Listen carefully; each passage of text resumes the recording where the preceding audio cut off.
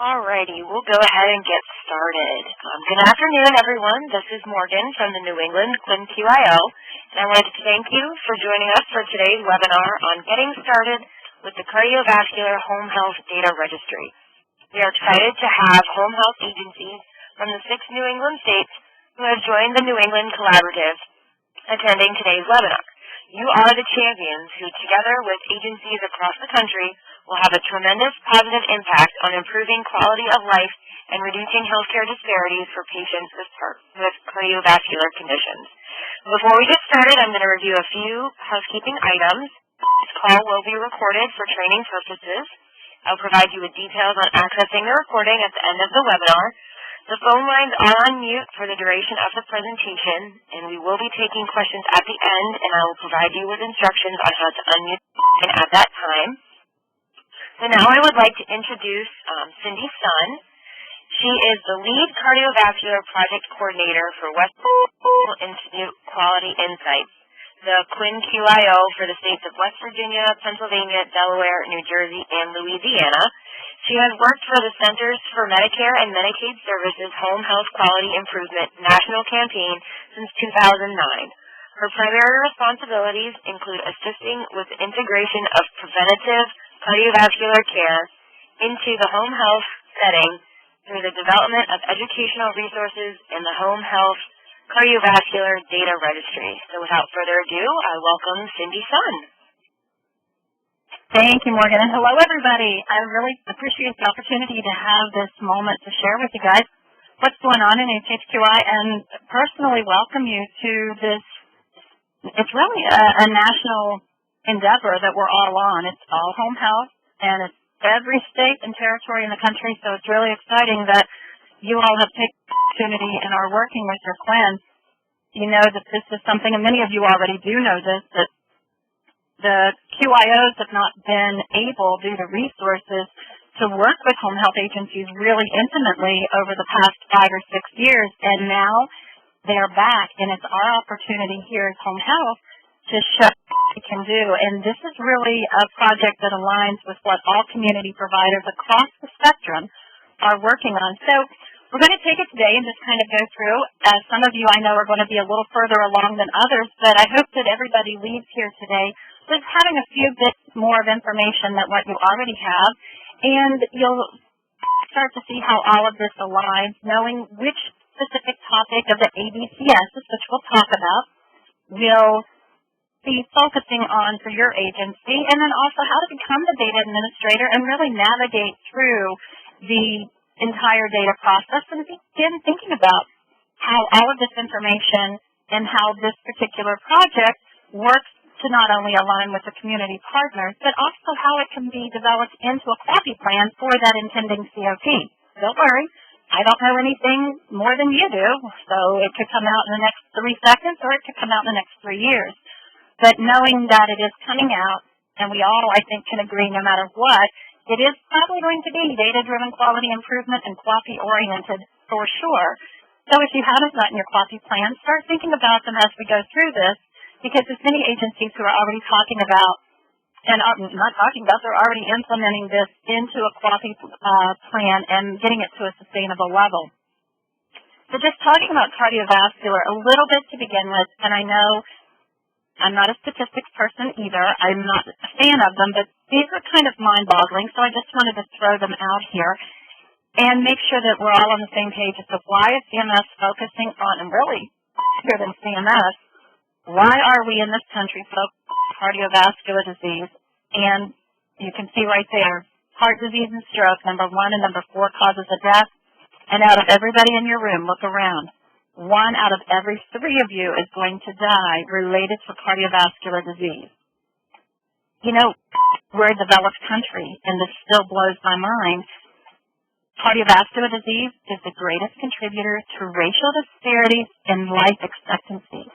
Now, that could be expected in an underdeveloped country, but not in a developed country. And so for all of these reasons, the Health and Human Services created the Million Hearts Initiative. And as you're thinking about this and thinking, okay, heart attacks and strokes, not many of my patients have, I don't really see them until after they've had these events. So what am I doing looking at prevention? Well, start thinking about how many of your patients hit the emergency department for unstable angina. And if you think about how many of those with USA, unstable angina, how many of those actually had a diagnosis of hypertension, and how many of those had a controlled blood pressure? Now, we don't have the stats on this.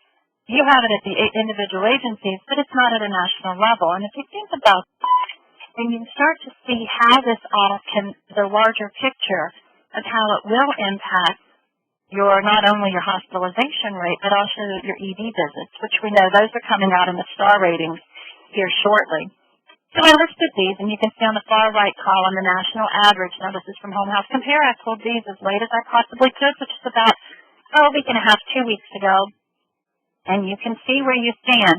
And your state stands in relation to the national average.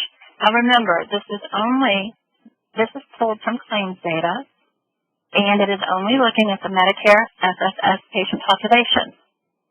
So keep that in mind when you're looking at stats, but this at least gives you an eyeball overview of what the rest of the world, including your referral sources and your patients and their families, see and know about your agency. So talking about the Million Hearts Initiative, and many of you are probably aware of it already, but in case you're not, the Million Hearts Initiative was created by the Health and Human Services branch of the government, and they tapped the two big dogs of Health and Human Services, which are the CDC, Centers for Disease Control, and CMS, Centers for Medicare and Medicaid Services, to co-chair or co-lead this initiative, which the initiative is to reduce 1 million heart attacks and strokes. That's a very big order. And they did this, or they are doing this, by focusing on the ABCSs. Aspirin is appropriate, blood pressure control, cholesterol management, and smoking cessation. Pretty simple concept. When they first started this, they were working primarily with physicians' offices and hospitals, thinking that is where they could reach the most patients and families and have the greatest impact. And then a little while into this process, somebody raised their hand at a conference and said, but what about home health? And I know everyone on the phone today is aware of this, but that is when, as all home health agencies, and I'm an old home healther myself, we want to just say, well, yeah, duh, home health can impact this, but it wasn't really thought about. And so when the hand went up at a conference and then the light bulb started going off, it's like, oh my goodness. So they reached out to HHQI and asked that we create best practice intervention packages, or the BPIP, looking at the progressive cardiovascular care. So these are the screenshot looking at Part 1 and Part 2. Part 1 is just aspirin and blood pressure. Part 2 is cholesterol and smoking. There's no interrelation there. They are independent of each other. But these are two BPIPs that are full of tools and resources. And if you haven't already looked at those, I encourage you to do so, and don't follow the way I did, because I'm thinking I'm an old clinician. I'm an old home health nurse. There's not much out there I don't know about aspirin or blood pressure. Maybe a little bit about cholesterol I could learn, but I got it. I don't need any of this information. Well, don't do what I did. Have a look. You will probably learn. If you learn half as much as I did, you'll be doing quite well. I was blown away not only at the resources, but the most current evidence and research on this. This blood pressure, I'm sorry, had not been my focus recently. I had focused more on heart failure, which I feel many of you have probably as well, as most of us in home health have been doing. Looking at the current research, it's all available in these. Now, if you're not familiar with HHQI BPIP, we were charged with improving cardiovascular care. We're able to pull the current evidence and current literature, pull it together, put it into these so that you don't have to go out and dig around and find all the current. It's all right there for you. But then we're also able to create tools and resources and also kind of make it as a collection of tools and resources from all over the websites, the American Heart Association, the CDC, multiple agencies. So once we compile what we think is a good best practice intervention package, then we send it out to the technical expert panel. Technical expert panels for the BPIPs, there's all different topics, but range from anywhere from 10 to 50 people around the country who are experts in either home health or cardiovascular in this particular case. And then they review it, provide feedback, and then that is what we post. So that's to let you know that we don't just sit around and create these. It's a national effort in making these best practice packages. And then anytime in any healthcare setting, in really any setting, that quality is improved or attempted to be improved, measurement is necessary. There is no national measurement system for blood pressure, medications, and teaching. The OASIS is good. Like it or not, it is a very good tool for what it's designed to do. Even though the clinicians are in the home, they're doing med reconciliations or med adherence assessments, they are doing vital sign assessments, and they're doing teaching and lab work assessments and monitoring. It's not collected in a national, so instead of each agency, all 12,000 out there trying to do this on their own, we just created something called a home health cardiovascular data registry, excuse me, where it's pre-populated with your patient's information, and then you can use this as a tool to measure your improvement. In order to do all of this, we needed to break it down and make it extremely simple. So the ABCS data is going to focus on just what you see on the screen. Aspirin, was the patient on an aspirin? What was the patient's blood pressure? Did the patient get a screening for cholesterol? And was there any type of smoking screening? We'll talk a little bit more about this as we progress through. So to access all of this, let's talk about that first. You will go onto the HHQI website, which you see there, www.homehealthquality.org, and you click on where the red circle is for data. I'll just point out for a second, right next to that red circle is the education link, and that's where you'll find the BPIPs and all the tools and resources. So once you click on data, you'll come into the data portal. Now, some of you may be familiar with this. You may already be accessing your HHQI data reports, but if you are not, you would click register here. If you are already logging in and accessing your HHQI data reports for ACH, oral meds, and those flu and pneumococcal immunization reports, those 4 reports are there for every single 12,000 agencies. Every month, around the 23rd of the month, those are populated, and they're just there waiting for you. Excuse me, you don't have to do anything for them except create an account and log in. If you have not already, you will click the word register, and it would take you into the registration process, which we'll go to next. But while we're on this page, I'll just point out data resources on the right-hand side. You'll see where that says step-by-step and webinars. That is where you'll find all the tools and resources that you will need to work your way through the registry. We're going to go over it now, but let's say that you're not the person who's going to be doing this, or you need to review some of this information. You can find it under Data Report Resources right here on this page, and that's open to the public. You don't have to have an account. You can go to it now with no problem. So once you click that you want to register, the first question you'll be asked, if you have not already done this, it's going to ask for your CCN, your CMS provider number. That is your 6-digit identification number for your agency. If you are a branch agency or you have a branch in addition to a parent, and a branch would be identified as a 10-character, which would have a Q as the 3rd character, enter that. This is the one system where your reports and your registry are broken down by branch and parent. So if you are functioning at the branch office, that is an independent entity according to this system. If you were the quality improvement organization or the quality improvement coordinator for both the parent and the branch, you would need to have 2 unique accounts, one for the branch and one for the parent. This sounds a little complex, but I will tell you, as an old home healther, when I was in the agency, I never realized just how protective CMS is about the agency. And I'm sure it doesn't feel that way many a times. It certainly didn't when I was in the agency, but I will tell you, CMS is super protective of the agencies, and that is the reason for this.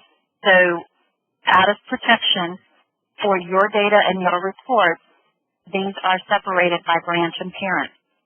Now, with that being said, I'll go ahead and show you the next step. So once you enter your CCN, you would scroll, this would appear, and for our fictitious agency of fake CCN 99999, the name of the agency is ACH Sample Agency. The name of your agency would appear right there.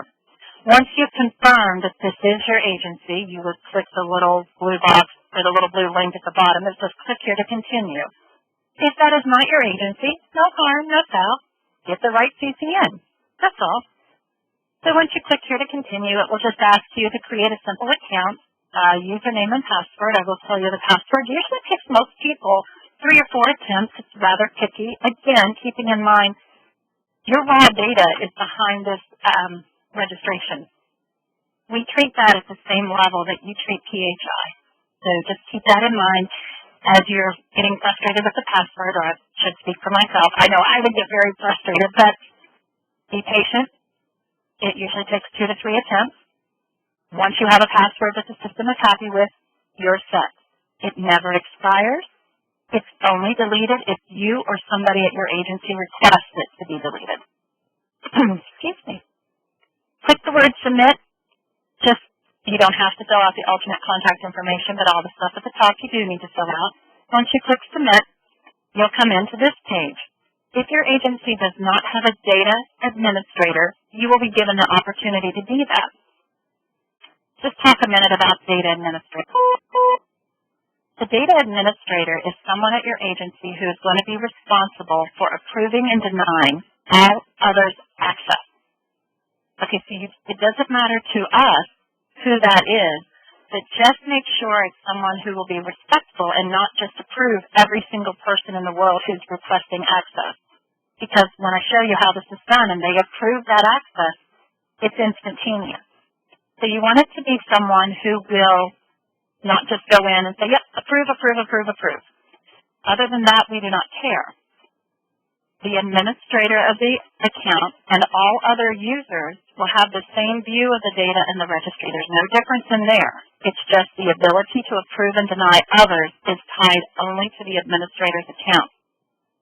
Now, the number of people who can access this and register for this is unlimited. So if you have 50 people at your agency that you want to have access to this data, that's your choice. That's not ours. HHQI creates and houses or stores these reports, but they are the property of your agency. So we don't grant or deny others access. So let's get to how the first person, the data administrator, becomes the person who approves everybody else. The data administrator, once you've clicked yes at the bottom, it says, yes, I wish to be the administrator. You'll come to this screen. You'll notice it's just scrolling down. At the top, you can see the box that is checked yes. And here you will be asked to enter an eligible case number. That comes from your password data.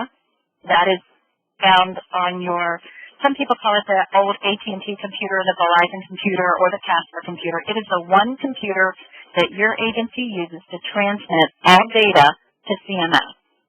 That computer is where you find your Casper reports if you're not already familiar with it. The steps that are listed here, 1 through 10, are extremely important because you're drilling down to one specific piece of data that needs to match what's in our system, and once it matches, you'll have access. If you were using a vendor and you're thinking, oh, I don't have that computer, our vendor transmits everything, all you need to do is copy these instructions and send it to the vendor, and your vendor will give you this piece of information. The system is not new. Been around since January 2010. I would venture to say every vendor is very familiar with it. And if they're not, there won't be a problem. You can still ask for this piece of data, and they'll be able to give it to you. And of course, if you have any problems, let us know at HHDR. We're happy to talk to the vendors. It's no problem. But I will tell you, I've been doing this for the past 5.5 years, and I haven't needed to.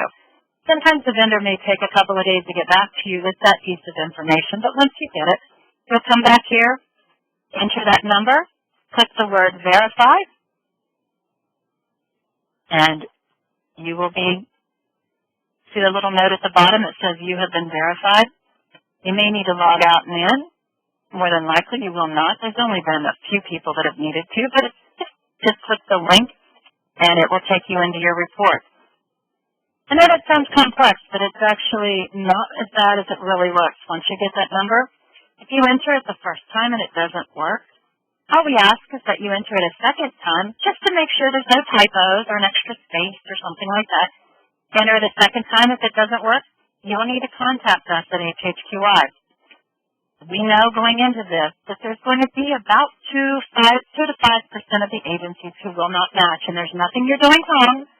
And CMS knew this too. Of course, this is created with their approval, and they picked this number. But it's the most secure number, but at the same time, there will be a small percentage that do not match. So if you enter that number twice and it doesn't take it, just stop. Contact us. The verification takes about 5 seconds. So if you click verify and nothing happens, you just go ahead and see if you can proceed. I have noticed a few computer systems that do not allow a pop-up. Don't let that deter you. But do not wait for 2 weeks. I've had people wait 2 weeks, even a month, for their verification to be approved. No. It's instantaneous. It may take 5 seconds instead of instantaneous, only because of firewalls, but it's not going to take much longer than that. If it takes longer, there's a problem. We don't want there to be a problem. We don't want to create obstacles for you, but once you have your account verified and you're in, like I said, you're in indefinitely. So it's a pain to get started, but once you've got it, then you're in. So as the administrator, once you're in, the next thing I wanted to mention was, because I said you are responsible for approving all others' accounts, you would hover your cursor over that center where it says Members/Report and click on the word Approval. This is how you would approve others' access. So as the administrator, you will come in and you see John Doe's name on the unapproved column on the left-hand side. There could be no names. There could be 15 people. Again, this is the number. And this is where you as the administrator need to be careful as to who you approve, because as soon as you highlight John Doe's name, click the Approve arrow, John Doe moves over to the Approved, and as soon as you click Finalized Approval on the bottom, that's it. John Doe then has access to the data. Now, we can remove John Doe's account, but by then the damage could be done. That's why I say be careful who is your administrator, because they have the power to approve everyone that they want to approve. Now, once you're in here, now this goes for everybody, whether you're the administrator of this account or not, you'll notice that Members/Report is right here on the brown toolbar, and that's where you were going earlier. Now we're going to go into the registry itself, and this is the HHCDR. Now notice in the center of the page it says Get Report. We're not talking about that right now. We're just going to go to the HHCDR, and once you click this link on the brown toolbar, it will take you into the registry. Now we're into the good stuff. Here is where you will have your first decision. You'll select the year and the month of discharge that you wish to abstract. Now remember, that's the month that your episodes were discharged. Click the word abstract. Takes you into your first question each month. You'll see this question every month, one time. You can decide as the agency which of the ABCSs, aspirin, blood pressure, cholesterol, or tobacco, you wish to focus on that month. You can focus on all 4, or you can pick one. It does not matter, and it doesn't have to be the same one every month. You can bounce around. The power's in your hands, you choose. But once you make this decision for this month, that's it, it's over. You cannot change your mind. We cannot reopen it. That's important to know because we've had many agencies who have been intimidated going in, and I think I would be the same way, wondering what in the world have I gotten myself into? No way am I choosing all 4 of those. I'm going to choose the easiest one. And I personally think the easiest one is probably aspirin, because you'll see in a minute the questions. And they'll do their patients that qualify for aspirin, and then they'll call us and ask to open it up and do more, and we can't do that. That's been the only issue with this, so I'm going on and on about this slide just to make sure that you're aware. Once you make this decision for that particular month, that's it. You're locked into it, meaning that you can't add any additional or make changes on the measures. So once you've decided which one, you would click the Save Settings button at the bottom, and you're done.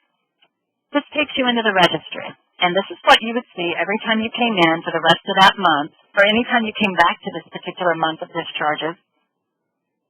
And you would have all of your episodes listed underneath what I have as the blue box. So going across the top, you'll see the column headers, and the blue box is covering it because it is PHI. So we have the patient ID. That is the identification number that your agency has assigned to your patient on the OASIS. The start of care and discharge date, and again, this is all coming from your OASIS transmission. So if they're inaccurate, it is because it's what CMS has received through your OASIS information. Once you've selected a patient, you just click the little word Edit on the left-hand column, a little fuzzy there to see, but trust me, that's what it says. And once you've clicked it, it will take you into that patient's registry. When you open it up on the right-hand side, you would see all of the different information that I've blocked out. This, again, is pre-populated from your OASIS. So the question comes up, which patients are in here?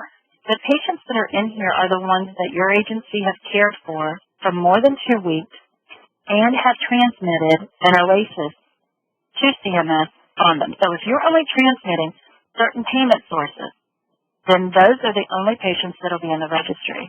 If you are transmitting an OASIS on every single patient, then all of the patients are coming from the pool. And what happens is the system will, instead of having to abstract on every single one of your patients, it's only going to ask you to abstract on a randomly selected 12 per topic area. So if you only picked aspirin, you would only see 12 episodes that qualified for that particular topic. If you have less than 12 discharges that month that qualify for aspirin, then you would have all of your patients there. So you had 3 patients that discharged that fit the qualifications, and you would see 3 patients for that topic area. If you chose all 4 topic areas, the maximum amount that you could have is 48 episodes. But more than likely, the patients would qualify for more than one of the topic areas, and if that's the case, you would have less than 48. So it's all in your hands, and you're never locked in. So what if you see 12 episodes and you only want to abstract 3? That's all you have to abstract. You abstract what you want to. This is the beauty of this particular registry, is that the power is in your hands, and you make the decisions on what you want to do. There's nothing tied to this. Payment is not tied to this. You're not going to be dinged.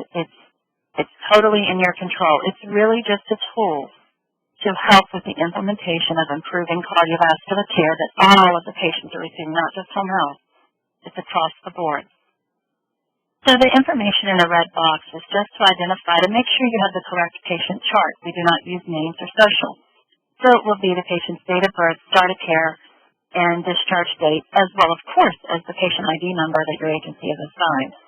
Now, all of this is pre-populated, and you cannot change it because we don't want there to be any mistake that this is not connected to CMS. So if you have the right patient and everything's going along, but yet, oh dear, I got the wrong birth date in there.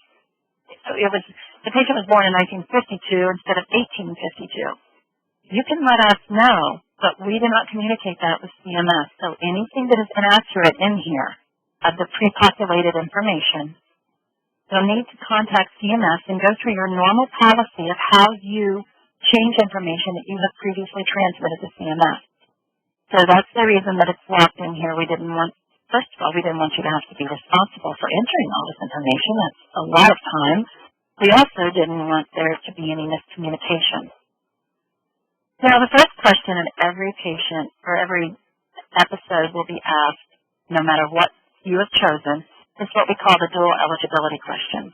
And it's simply, did the patient qualify for both Medicare and Medicaid? So let's be clear, we're not asking you to run out there and qualify everybody. It's simply, did they fall into this classification of what we call dual eligible? If you're not familiar with this and already identifying your patients, this will probably be something you'll want to stick on your to-do list. We were on Wednesday and it's a holiday weekend, and Monday will probably be ugly. So maybe put this on the Tuesday to-do list. But this is vitally important that your clinicians are aware of which patients are dual eligible for a couple of different reasons. In home health, we don't need to know it as much for payment source, but we do need to know it, as I'm sure all of you have done it too. We've all done it. We've had this glorious 5-week episode plan of care, how we're going to teach everything we need to teach. And on visit number 5, we walk in and the patient is no longer homebound. So we have to scramble as a clinician and cram 4 weeks of teaching into that one last visit and trying to do all the referrals and make sure they have their medicines and do everything. But if your state Medicaid system has a different definition of homebound status than the Medicare definition, and some states do have a looser definition, and if your state is one of that, right, that's that statement. To see how much, how poor grammar I can come up with on that one. If your state is one of the states that has a different definition, a looser definition of homebound status, your clinicians being aware the fact when they walk in on that 5th visit and find the patient is no longer homebound, they can look on their EHR or whatever you have used to identify this patient or your dual eligible population. Oh, this patient has Medicaid. Okay, Medicaid will pay for this level of homebound. Okay, we're good. We can continue on with the plan of care. The other thing is we all know for case management and having to do a rapid discharge, DME, that's another needed reason. But the most important reason is that the evidence is strong to suggest that this patient population of those who qualify for both Medicare and Medicaid, for the dual eligible population, respond differently to intervention. And you will find the interventions, the dual eligible interventions, throughout the HHQI BPIPs on all the different topics. So if you're having difficulties with your ACH rate and you're beating your head against the wall thinking, I've done everything, what else can I do? We've really addressed everything here. Have you addressed your dual eligible population? If not, and if you don't have unique interventions in place to help this specific population with the disparity in care, that's something you may want to address. I apologize for the length of time I've spent on this, but I'm finding more and more agencies are not aware of the dual eligible implications, and it's kind of an ethical thing with me. I feel it'd be unethical to have this opportunity to speak with you and not mention the impact and the importance of dual eligibility. In every state and every agency, we have patients who are dual eligible. So that is the question. And for the purpose of this registry, you can find that information usually on the face sheet from your referral source. Because if your referral source is a physician's office or a hospital, if the patient had both Medicare and Medicaid, it'll be marked there. And that's I've abstracted for many agencies when we were piloting this 2 years ago, and that's where I usually have that information. And that's until you have a system in place to where it's marked on your records, and it's a little easier for you to find it in the chart for the purpose of abstraction. All right, so after you answer the dual eligible question, then it comes down to what topics did you select. If you selected aspirin as one of your topic areas for this patient, the only question you're going to be asked is were they on aspirin or one of the antithrombotics in the parentheses. It's yes, no, or contraindicated. That's all you have to do. It's going to be asking if the patient was contraindicated. That's not an abstract decision. That's a decision by the clinician and the physician. It needs to be documented in the documentation in the chart itself if the patient was not to be on one of these per the physician's plan of care. This is not asking the clinicians to run out and prescribe aspirin on every patient. That is completely the opposite. This is just ensuring that as clinicians, if we have a patient that is admitted with diabetes and they're not on an anti-diabetic medication, a knee-jerk reaction whenever we're talking to the physician and getting the start of care orders, oh, by the way, this patient, she says she's diabetic, but she's not on any anti-diabetic meds. Is that accurate, or did you want her on something? And the physician or the physician designee will say, oh, yeah, she's supposed to be on this, or no, she's not. We're just watching her on diet control, or whatever they say. That's fine. All we're doing the same thing here with aspirin. Any patient who has a history of a heart attack or a stroke, or what we call ischemic vascular disease, that's any disorder that is arterial in nature that's preventing the oxygenated blood from getting to the tissue, those patients in a knee-jerk reaction amongst us as clinicians should be on aspirin.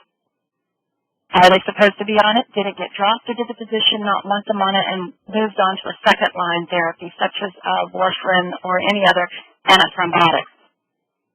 Again, we're not asking anybody to change their practices in prescribing. We're just ensuring that the patient is taking what they're supposed to be taking. And that's all this question is about. We know that aspirin is one of those drugs that gets dropped so frequently from the care transitions as the patient's moving back and forth, and also the patient may drop the med. So either way, it's just to ensure that this is occurring as it should. If you choose blood pressure, you'll be asked for the last systolic, diastolic, and a little calendar to choose the date of when you found it. And then you'll be asked, was hypertension addressed or blood pressure addressed during this episode of care? That's a pretty tough question. It sounds very simple, but it needs to be documented in the clinician documentation that the blood pressure was the means for that intervention. As an example, med reconciliation completed. That does not count because it wasn't focusing on the antihypertensive med. Or diet teaching or low sodium diet teaching completed.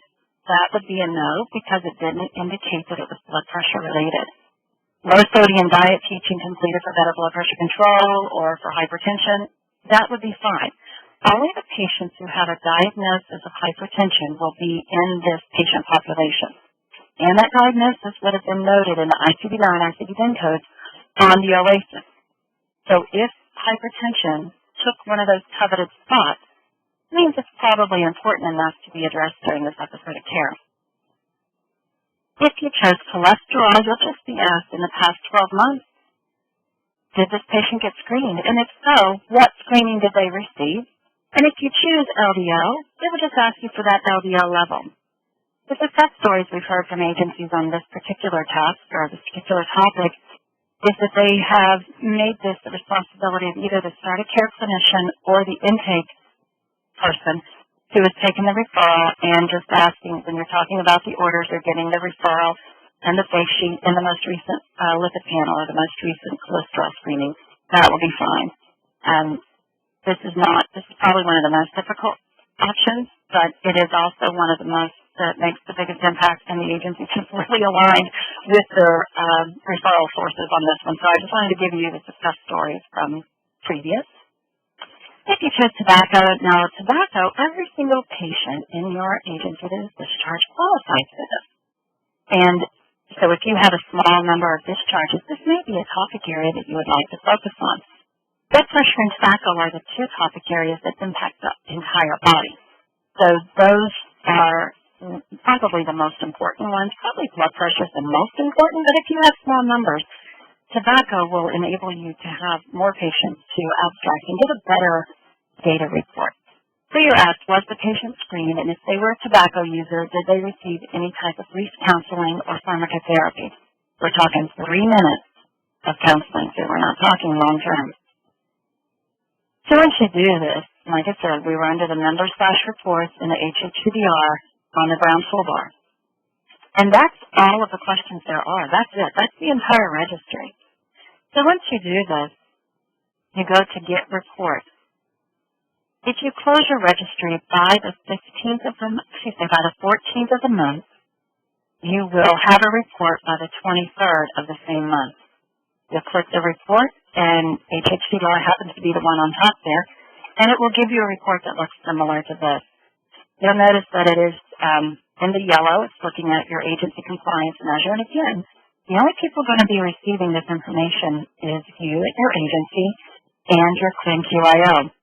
Other than that, it does not go to CMS. We use this data and aggregate it to a state level and show to CMS, but we cannot give them anything that was related to it was not anything that was related to your particular agency. And I just noticed, and I do want to apologize right now, I'm just going to stop and say that I was just notified that Connecticut was missing from the graph, and I have got to tell you, Connecticut, I am very sorry. That was totally my responsibility, so I apologize, and I was laughing at myself for being such a fool. This report will go on, and it will give you comparison to the other data registry entries. That number will change frequently, but it gives you a number to compare your standing to others. Now, just a few details looking back over this. Go through the normal data access portal to get to the HHCDR. You will select which of the ABCSs you wish to abstract. Demographic information on your patients is uploaded on the 15th of every month. And if you close by the 14th of the following month, your report will be posted around the 23rd of the month. To help with those dates, we create and call important HHDR dates to remember. Now, on here, you can see when the patients discharged are going to be available.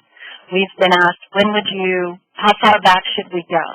We suggest that if you're a larger or average size agency, that you go back 3 months prior to when you perform the quality improvement intervention. If you haven't started any interventions, then you only need to go back 3 months of discharges. If you're a smaller agency with fewer discharges, we would suggest you go back 6 months, just so you have a larger patient population or a larger data pool to give you a substantial baseline. You want to have your baseline in place so that when you put the improvement into play, then you will see your improvement rate and it will be more substantial or more sturdy, more valid. So this is a handout that is available under the data resources. To also help with the progression through this entire integration process, there's something called Cardio Milestones. You can see through there, they're pretty simple to get through, and you'll receive the milestone logo designee on the left-hand side with each as you progress through. And joining the Cardioland is the first milestone, and you can progress through them. I will tell you right now, as of right this minute, nobody has met milestone 4. That is the next big one that is up for grabs. So have a look at it, and do know that if your agency has been transmitting OASIS to CMS over the past 6 months or longer, you can meet milestone 4, and it could be one of you. Somebody in the nation is going to be the first.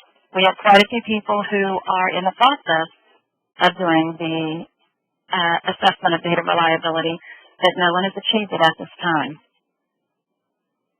The Cardioland that I mentioned in the last one, I just want to share with you briefly. This is a group that comes together of everyone who is working on cardiovascular care in the country. It's primarily home health agencies. It's an invitation-only group. You can join, but the invitations to join these monthly meetings for their webinar, sharing of content, networking, and having direct access to the HHQI group, it's only through those who are registered for the Cardioland. So I want to encourage you to do that because it is a great way to have peer-to-peer sharing. I mean, how else can you in New England be sharing with, say, someone in California or Oregon and just say, what's going on out there? We're having this issue, or we found this to be successful. It's a very informal group, and we like to have it so that we want to keep it that way so that everyone does have an opportunity to share. And to join the Cardioland, you go into the Cardiovascular Health, and then you click the blue button, and that just shows that you're joining, and that way you'll receive the invitation every month. This also adds your agency to this interactive map at the bottom of the page.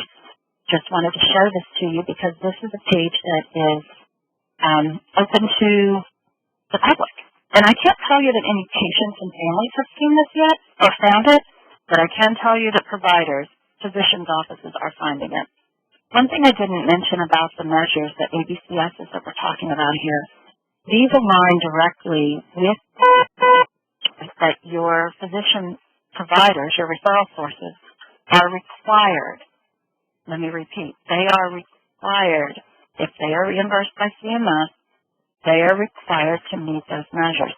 Home health, we are not required. Okay, this is a different position for us in home health. We're able to show what we can do, yet we're not being penalized monetarily for it. Physicians' offices are. They're looking for those in the community who are aligning with their efforts. We don't have anything except anecdotal information at this point that does share that there have been physicians who have looked at this map and have made comments about it to the agencies about referrals, and the only reason we know this is because the agencies will contact us saying, you've got a map on your site, we're not listed, we need to be listed, how do we get on it? And then we'll say, okay, what's going on? And that's when we find out that their referral sources have found it. It's interactive. You can click on this state, and it will list what milestone, what agencies are participating, and what milestone everybody is on.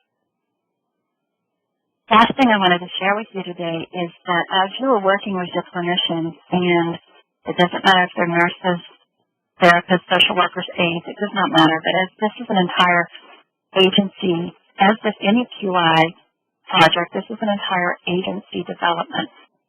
And to help with that, instead of you having to stand over and get people to try to look at these B-tips the same way, they probably have the same attitude I do. I don't need to know anything new about blood pressure. HHCDR University is the continuing education platform that was launched in January, and all of the catalog topics at this time focus on this cardiovascular work. Free continuing education for registered nurses only at this time, and the reason for that, it's nothing against social workers and therapists, it's just that nurses have one accrediting body at a national level, whereas therapists and social workers have about 50. So we don't have the resources currently, but we're not giving up. But every person, including your aides, that participate and take these courses, will get a certificate of attendance.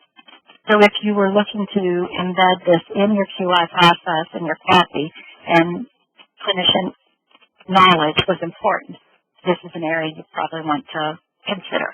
Again, as with everything on HHQI, totally free, and it's out there. New classes and new courses are provided every month.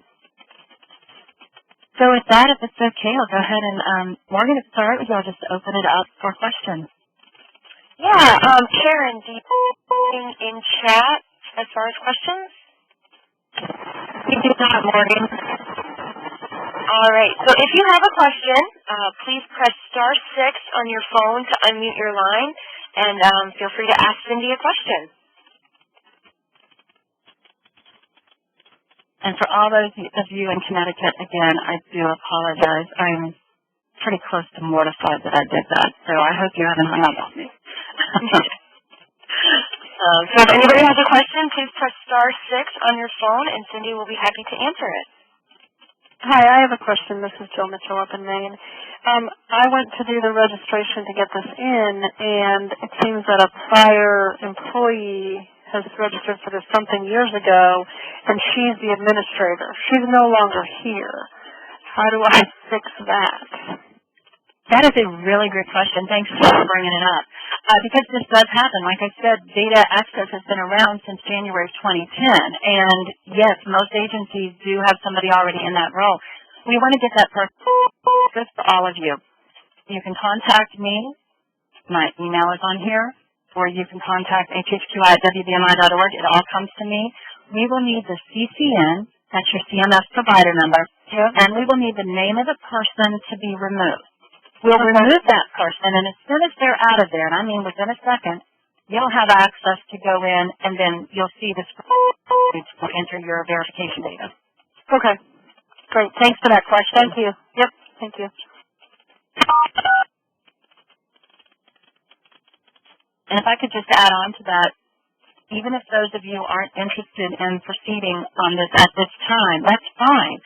But I would recommend to you to go in and try to create an account for data access. That way you will see, just like Jill did, as soon as you create your account, your username and password, the next screen you receive will either be, would you like to be the administrator, or if you have someone in place like Jill did, it will say, your administrator, Jane Doe, will be approving your account. You are awaiting Jane Doe's approval. If you don't know this person, Jane Doe, that's where you need to get a hold of us.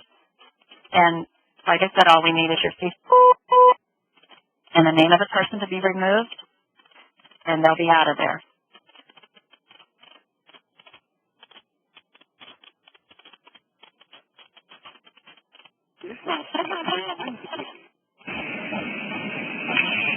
Hi, this is Barb McDonald at Maine General Home Care in Waterville, Maine. I registered many years ago for the HHQI, and I'm wondering, is access to the data a different registration, or should I already have access? Barb, you guys are asking really good questions. I'm going to go back on the slides for just a second. I want to show you something to make it clear to everybody. To answer your question, it is a different registration. Everybody, don't want to make you sick here, but see what I can do. I want to show you the website. When you go to HHQI website, this one, what we're talking about, you see the login on the right-hand side and the word registration on the blue toolbar? That is the registration that Barb is talking about, and that is the one that is open to the public. All of your hospitals, physicians' offices, your patients and families can register here. That gets you into about 90% of the campaign. It gets you into everything that is free, unsecured, all the tools, all the resources. But when you go into the data portal, which takes you into this, you'll have this different registration and login. They are completely separate, and that is a security purpose. It's for security purposes. And yes, it does require a second registration and login. And as I mentioned, the first one is for everyone, including patients and families. This one is exclusive, meaning we want to keep people out of it because it is the security. It's your property that we're protecting here. So yes, it is a different registration and login. And if you're not familiar with it, if you have one or not, when you click the word login, there is a I have forgotten my user information link. You can click that and request your username, and then you can go back in and request your password. And if any of this you have trouble with, you'll see on the left-hand side there is a contact us, and that will come straight to us as well. We're happy to help you get in.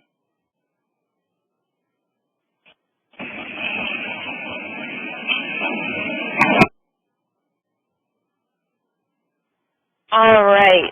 So, once again, any questions, press *6. Cindy, this is Karen. One of our agencies was going to abstract blood pressure, and it's a fairly large agency.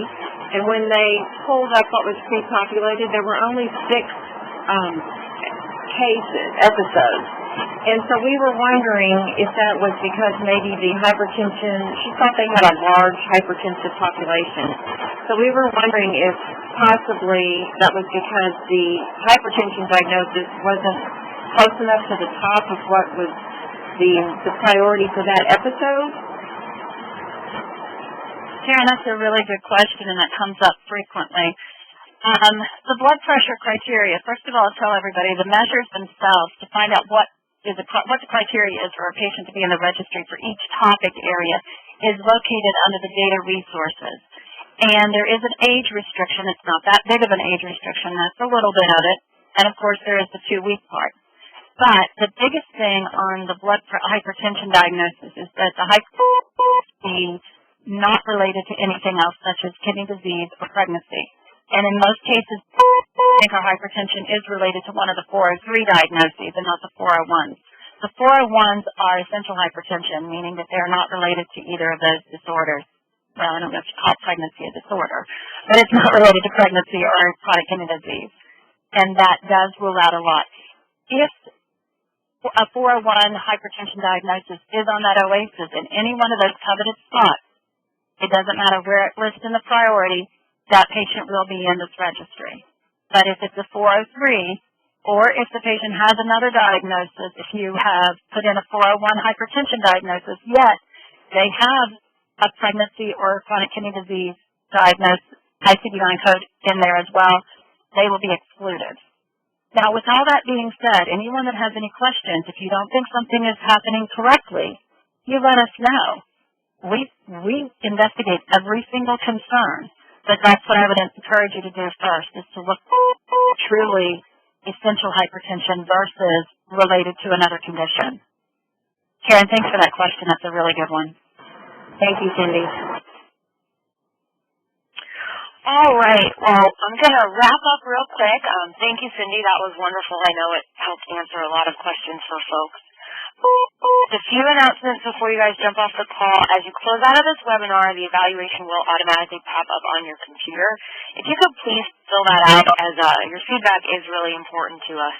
If you don't have time to fill it out today, or you are sharing a computer with someone else, you will receive a follow-up email tomorrow morning with a link to the evaluation. The PowerPoint presentation is already posted on the website. And within the next few business days, the recording and transcript will also be added there, and the links to that will be in the email tomorrow. So thanks again for attending, and we'll talk to you next time.